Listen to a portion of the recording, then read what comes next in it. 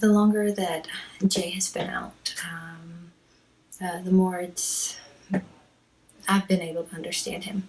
So this is how I understand Jay. Have you ever had a friend who was really hurting and you said, I wish I could take this pain for you. If I could, I would take this from you. That's what Jay did for our system. He took all the pain and all the hurt on himself. And that's one of the reasons he's resistant to the idea of integration, because he doesn't want to give the pain back to the rest of us. Which it's kind of amazing of him to just, I'll just take it all. But it's not healthy either, as a result of taking on all the emotional pain and the physical pain. Jay is very disconnected from the body. So we have chronic fatigue syndrome, at least. Who knows? That's a diagnosis of exclusion. But we also have tachycardia. And it took a long time for Jay to even go to the doctor. And then after going to the doctor, was very muted on the symptoms. So I feel pain, and I will tell you, I'm in pain. I need some medicine. But Jay was like, yeah, it's kind of bad. I'm tired a lot. Instead of me, where I would be like, I'm dying now, actively. Like, my heart feels like it's going to explode, and I can't walk from room to room today.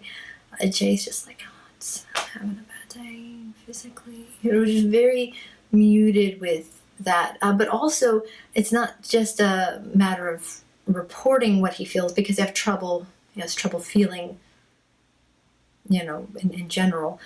So it's not just a matter of reporting what he feels verbally, but then to feel it, to actually admit and acknowledge how bad it is, because that's part of his role, is to take that and then just be like, oh no, it's fine, so we can still function. This is all fine. It doesn't exist. And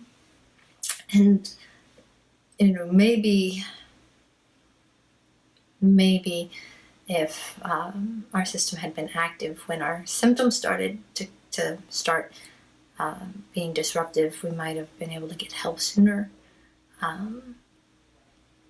But that's just Jay's role. He just takes it. He doesn't complain and keeps trucking on until he literally cannot go any further. And when he can't go any further, he usually doesn't even say anything. Then just can't. So I have a lot more respect and understanding for Jay now than I used to, which I suppose is good. It helps me understand where he's coming from when he says the things he says, or the way he thinks, which is very different from the way I think. And I'm not looking forward to having the burdens, that part of integration. I'm not looking forward to it, because I definitely feel pain. I definitely feel it emotionally. I'm expressive about it. But I don't want him to have to carry it all. That's too much for anybody. It's definitely too much for any part. That's why we're all here. So anyway, that's what I've been thinking about today.